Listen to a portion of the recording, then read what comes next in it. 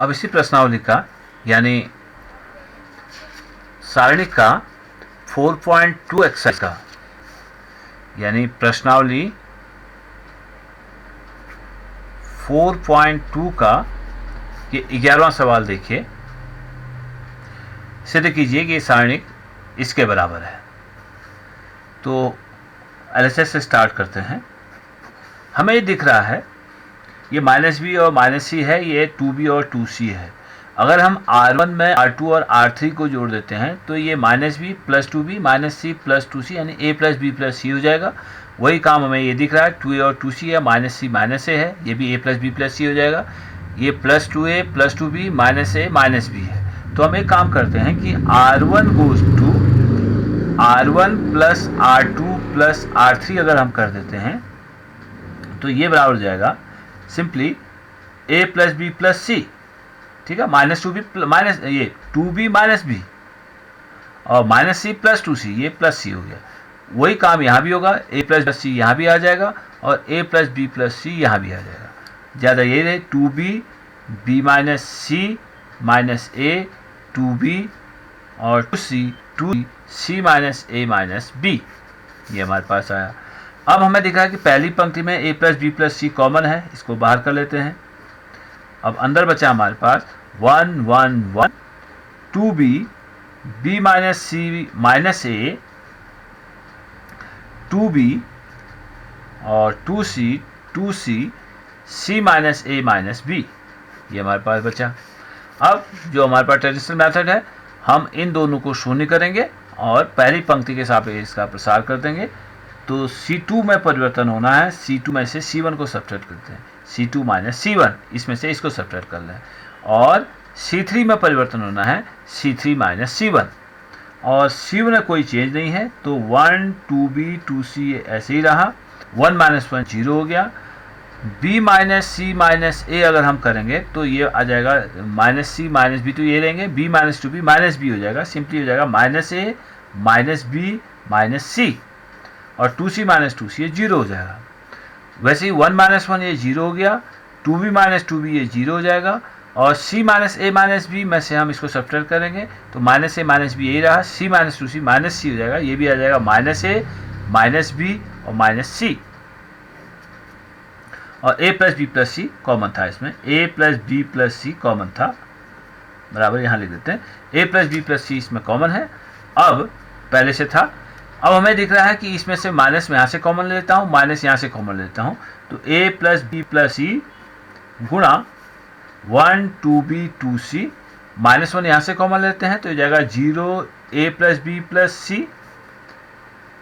और 0 0 0 यहाँ भी -1 कॉमन लेते हैं, ये भी जाएगा a + b + c। ये माइनस जो कॉमन लिया मैंने कहीं नहीं लिखा, वो इसलिए कि माइनस यहाँ से कॉमन लिया, -1 यहाँ से कॉमन ले लिया, माइनस माइनस से +1 हो गया, बराबर हो गया। अब देखिए a + b + c यहाँ से कॉमन है, a + b + c यहाँ से कॉमन है, तो a + b + c गुणा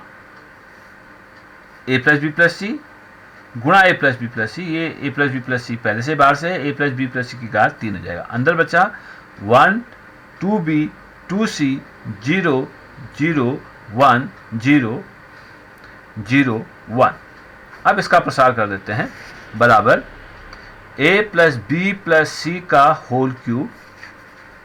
अंदर बचा पहली पंक्ति के सापेक्ष इसका प्रसार कर देते हैं, 1 गुणा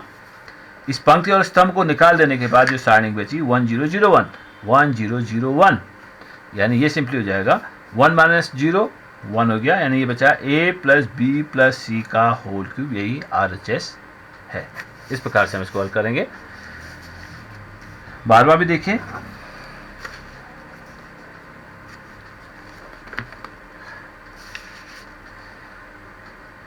सारणिक है 1 x x square 1 x x x square 1 x x square 1 बराबर हमें सिद्ध करना है 1 - x cube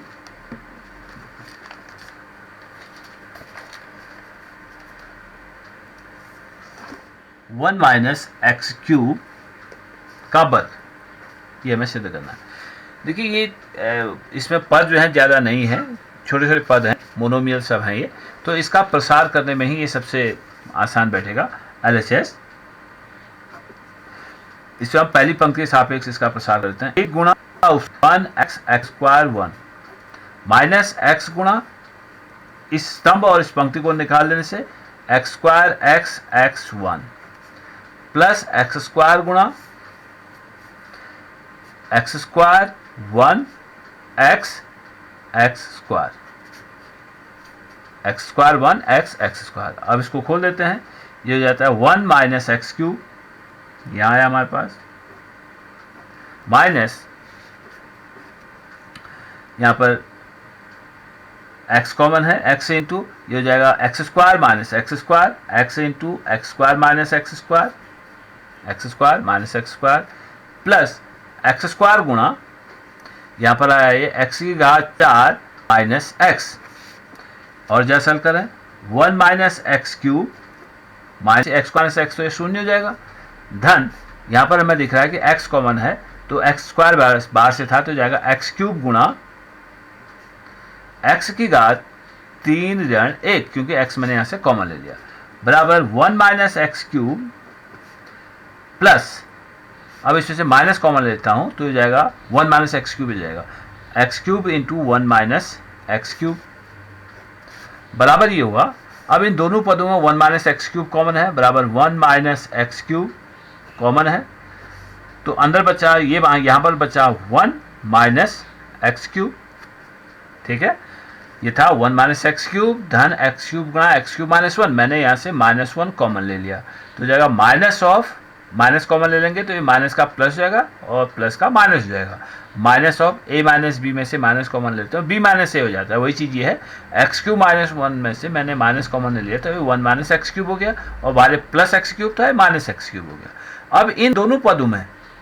1 minus x cube फिर से कॉमन है, ये मैंने कॉमन ले लिया तो यहाँ बचा 1 और यहाँ बचा माइनस एक्स क्यूब, और 1 माइनस एक्स क्यूब गुणा 1 माइनस एक्स क्यूब हो गया 1 माइनस एक्स क्यूब का वर्ग। यही हमें RCS यही सिद्ध करना था। इसी में एक सवाल और है 13वां, प्रश्नावली 4.2 का 13वां सवाल, यह है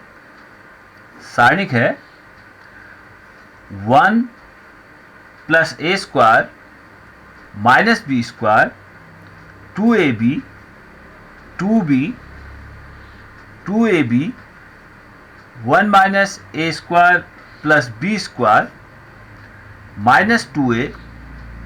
minus 2b 2a 1 minus A square minus B square बराबर 1 प्लस ए स्क्वायर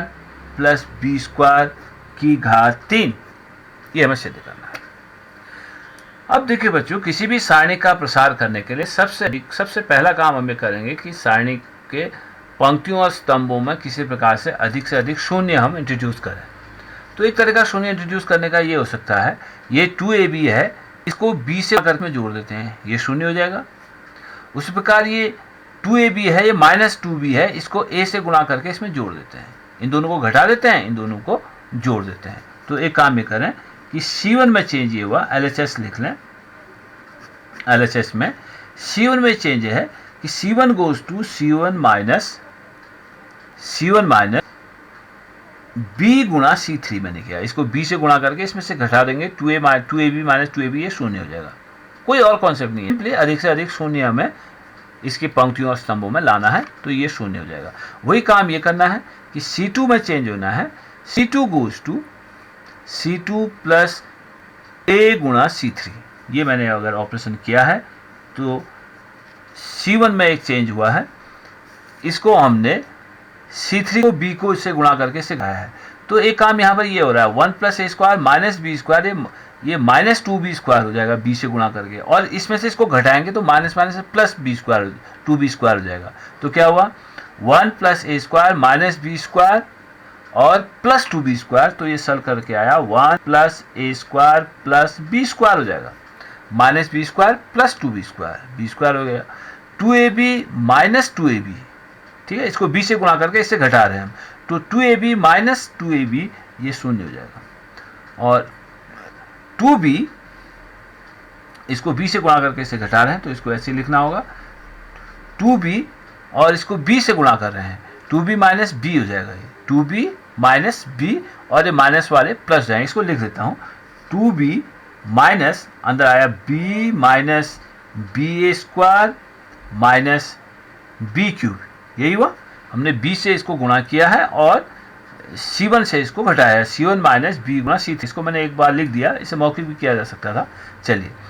अब c2 में भी चेंज है, इसको हमने a से गुणा करके इसमें जोड़ा है तो ये शून्य हो गया, अब a से गुणा करके इसमें जोड़ेंगे तो ये 1 minus A square plus 2 square, तो ये हो जाएगा 1 plus square plus B square, और ये थर्ड हो जाएगा, इसको हमने माइनस 2a, इसको भी लिख देता हूँ माइनस 2a, इसको मैंने a से गुणा करके इसमें जोड़ा है, प्लस a हो जाएगा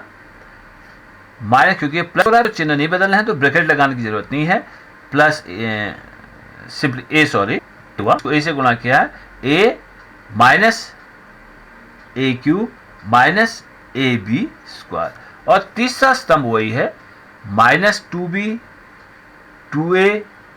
1 minus A square minus B square. तो हमारा उद्देश्य ये था, हमने ज़्यादा कैलकुलेशन कुछ नहीं करी है कि इस सारणिक में अधिक से अधिक शून्य कैसे आ सकते हैं, तो मैंने 2ab ये था तो इसको b से गुणा करके घटा दिया, ये शून्य हो गया, ये 2ab था इसको a से गुणा करके इन दोनों को जोड़ दिया, इस प्रोसेस के दौरान समय कैलकुलेशन सरल भी हो गए यहाँ पर, ये तो ये आया हमारे पास 1 plus A square plus B square, क्योंकि सरल तो हमें लास्ट में सिद्ध तो वही करना है 1 plus A square plus B square, तो एक पद हमें यहाँ मिल रहा है, देखते हैं आगे क्या मिलता है 0, और तीसरा अवयव है ये हुआ 2b minus B plus B A square plus B cube, ये हो जाएगा, और ये हो जाएगा 0 1 plus A square plus B square, ये हो जाएगा ए, और हमने इसको जोड़ा है minus 2a plus A minus A हो गया, माइनस ए क्यूब हो जाएगा minus A B square, minus 2a plus A minus A हुआ, ये यही रहा minus 2a minus 2b minus 2b 2a और 1 minus A square minus B square बराबर, ये सरल करके क्या है, मौखिक भी किए जा सकते हैं, तो पहली बार कर रहे हैं तो एक बार लिख लेते हैं 1 plus A square plus B square, अब यह आया b, दूसरा अवयव है 0, फिर तीसरा अवयव है पहले स्तंभ का b plus B A square plus B cube, 0 1 plus A square plus B square, इसमें से माइनस कॉमन लेते हैं, मैं इसमें से माइनस ए कॉमन लेता हूँ तो ये मेरे पास आता है 1 plus A square plus B square, और minus 2b 2a 1 minus A square minus B square बराबर 1 plus A square plus B square, 0, इसमें b कॉमन है,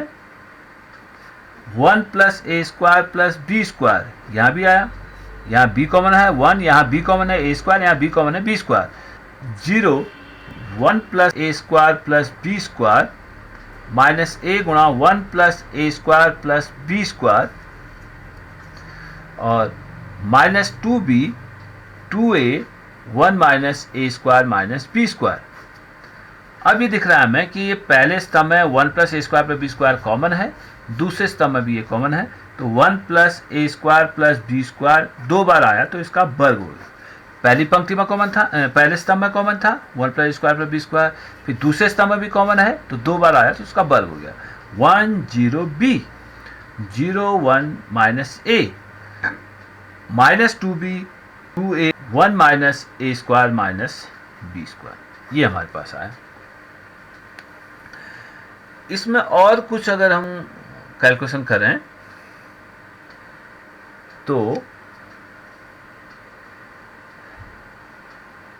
इसको भी अगर हम 1 plus A square plus B square, चलो इसको प्रसार कर देते हैं, इसको हम पहले स्तंभ के सापेक्ष इसका प्रसार कर देते हैं, ज़्यादा पद अब नहीं है, तो 1 plus A square plus B square का होल स्क्वायर, अब मैं इसे पहली स्तंभ के सापेक्ष इसका प्रसार कर देता हूँ, तो हो जाएगा, इसको बड़े कोष्ठ के बाहर कर लेते हैं, अंदर वाले को सल कर देते हैं। 1 गुणा इसका उपसारणी हो गया 0 1 b माइनस a, यानी इस पंक्ति और स्तंभ को, सॉरी मैंने गलत लिख दिया, 1 2a हुआ, ऐसे नहीं, यानी 1 के सापेक्ष में खोलना हूँ, 1 इंटू इसका उपसारणी 1 2a minus a 1 minus a square minus b square,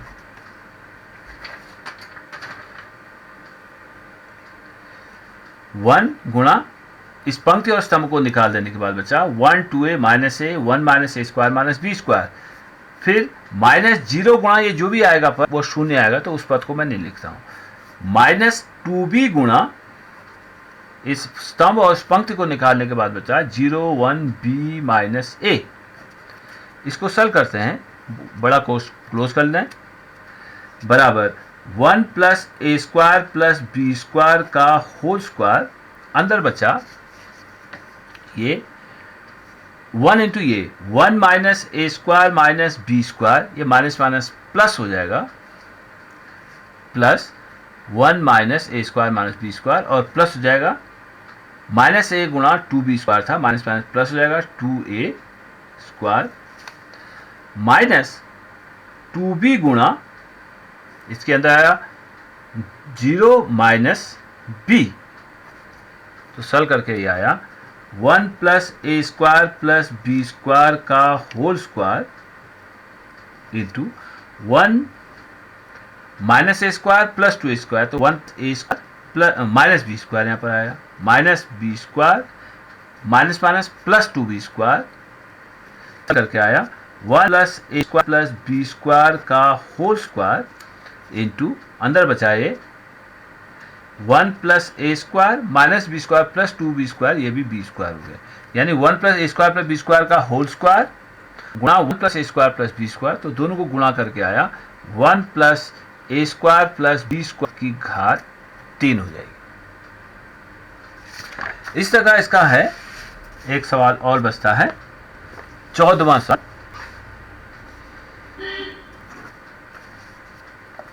सिद्ध करना है कि a square plus 1 ab ac ab b square plus 1 bc ca cb c square plus 1 बराबर 1 plus a square plus b square plus c square, ये हमें सिद्ध करना है।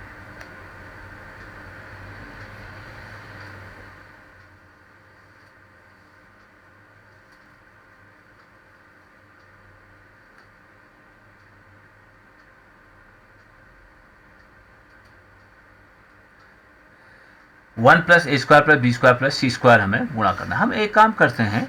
दिक्कत ये आ रही है 1 plus A square 1 plus B square 1 plus C square, तो यहाँ पर है ही,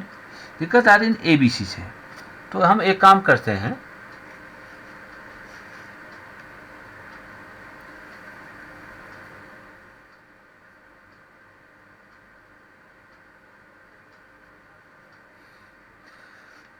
एलएचएस में एलएचएस हमारे पास है, इसको एलएचएस को न उतार के जो ऑपरेशन लगाना चाहते हैं वो लगा देते हैं कि हम R1 को A से गुणा करते हैं, R2 को B से गुणा करते हैं और R3 को C से गुणा करते हैं। तो उससे हमें एक काम ये मिलेगा, देखिए क्या होता है इससे, R1 गोज टू A गुणा R1, R2 goes to B गुणा R2, R3 goes to C गुणा R3। अगर ये ऑपरेशन हम करते हैं तो ये हमारे पास ये मिलता है, क्योंकि ABC से गुणा किया है तो ABC से भाग भी करना होगा, नहीं तो सारणी का मान ही ABC से गुणा हो जाएगा, तो इससे भाग भी करना होगा। तो ये आया A गुणा A प्लस 1, ये हो जाएगा A स्क्वायर B, ये हो जाएगा A स्क्वायर C, ये हो जाएगा A स्क्वायर B, A गुणा B से गुणा किया है तो ये जाएगा B गुणा, इसको हमने B से गुणा किया है तो AB स्क्वायर हो जाएगा। R2 को हमने B से गुणा किया, AB स्क्वायर हुआ, बी से गुणा किया बी गुणा बी स्क्वायर प्लस 1, और इसको बी किया बी स्क्वायर सी, और इसको ए सी से गुणा कर रहे हैं सी स्क्वायर ए और सी स्क्वायर बी, सी गुणा सी स्क्वायर प्लस 1। अब इसे क्या देखिए, इस ट्रिक से हमें क्या फ़ायदा हुआ। अब हमें दिख रहा है कि इसमें ए कॉमन है, पहले स्तंभ में ए कॉमन है, ये ए स्क्वायर प्लस 1 था। ए गुणा, हमने पहले पंक्ति को ए से गुणा किया तो ए गुणा ए स्क्वायर प्लस 1 होगा, ये ए स्क्वायर प्लस 1 है। अब इसमें हम ए को कॉमन ले लें, इसमें हम बी को कॉमन ले लेते हैं, इसमें हम सी को कॉमन ले लेते हैं, तो हमारे पास ए बी सी ऊपर आ गया और ए बी सी नीचे भी आ गया। तो ये आया हमारे पास अपने आप ए स्क्वायर प्लस 1। यहाँ से ये दूसरा हो जाएगा, हमने ए कॉमन लिया, ये आया बी स्क्वायर और ये जाएगा सी स्क्वायर। दिक्कत किसकी आ रही थी? ए बी पदों की आ रही थी। तो ए बी पदों में से हमने इस अगर मैंने इसको गुणा करा था, बी से गुणा किया था, तो ये बी स्क्वायर हो गया था, और इसको सी से गुणा किया था, सी स्क्वायर गुणा किया था। अब ये ए कॉमन हो गया तो बी स्क्वायर सी स्क्वायर पद यहाँ पर आ गए। उसी प्रकार से इसमें अगर हम b कॉमन लेते हैं, ये एक बार इसमें हम अगर b कॉमन लेते हैं तो यहाँ बचा a स्क्वायर, यहाँ बचा b स्क्वायर प्लस 1 और यहाँ बचा c स्क्वायर। अब यहाँ पर ले लेते हैं c कॉमन ले लेते हैं, ये हो जाएगा a स्क्वायर और b स्क्वायर और c स्क्वायर प्लस 1। यानी जिन पदों की हमें दिक्कत आ रही थी, ए बी और ये ए बी ए सी और सी जो पद आ रहे थे, बी सी जो पद आ रहे थे, वो केवल ए स्क्वायर बी स्क्वायर में आ गए हैं। तो अब इन तीनों को जोड़ देते हैं। ये देखिए R1 goes to R1, R1 goes to R1 plus R2 plus R3 अगर हम करते हैं तो ये 1 प्लस ए प्लस बी, ये 1 plus A square plus B square plus C square, 1 plus A square plus B square plus C square. ठीक, इस operation को लगाते हैं, ये कैंसिल हो गया। तो R1 goes to R1 plus R2 plus R3 करने, तो पहली पंक्ति का अवयव तो हो जाएगा 1 plus A square plus B square plus C square, जो हमें चाहिए था।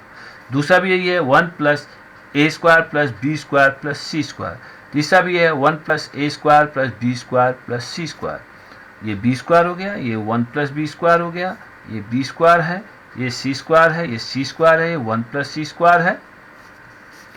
अब 1 plus A square plus B square plus C square common है, यहाँ बचा 1 1 1 B square 1 plus B square B square C square C square 1 plus C square. तो ये ट्रिक थी। अब ये हल करना आसान है कि आपने R1 को A से गुणा किया, R2 को B से गुणा किया, R3 को C से गुणा किया। अब फिर आपने ABC कॉमन ले लिया, R1 C1 में से A कॉमन लिया, C2 में से B कॉमन लिया और C3 में से C कॉमन लिया, तो ये दोनों कैंसिल हो गए। अब फिर R1 goes to R1 plus R2 plus R3 करते हैं, तो पहली पंक्ति के अवयव सब समान हो जाते हैं, 1 plus A square plus B square plus C square, इसको कॉमन ले लेते हैं। अब इन दो अवयवों को शून्य करें, तो C2 goes to C2 minus C1 और C3 goes to C3 minus C1 कर देते हैं। This equal to 1 plus A square plus B square plus C square गुणा, तो C1 में रहा 1 B square C square, 1 minus 1 0, 1 plus B square minus B square 1, C square minus C square 0, 1 minus 1 0, B square minus B square 0 और 1 plus C square minus C square 1। अब इसे पहली पंक्ति के सापेक्ष अगर हम इसका प्रसार कर देते हैं, 1 plus A square plus B square plus C square गुणा एक गुणा इस पंक्ति और स्तंभ को हटा देते हैं तो बचा 1 0 0 1। इसका प्रसार करते हैं तो ये 1 आ गया, 1 माइनस 0 यानी 1 plus A square plus B square, ये सिद्ध हुआ RHS।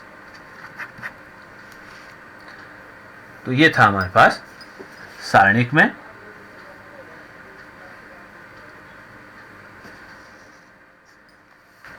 इसी का ये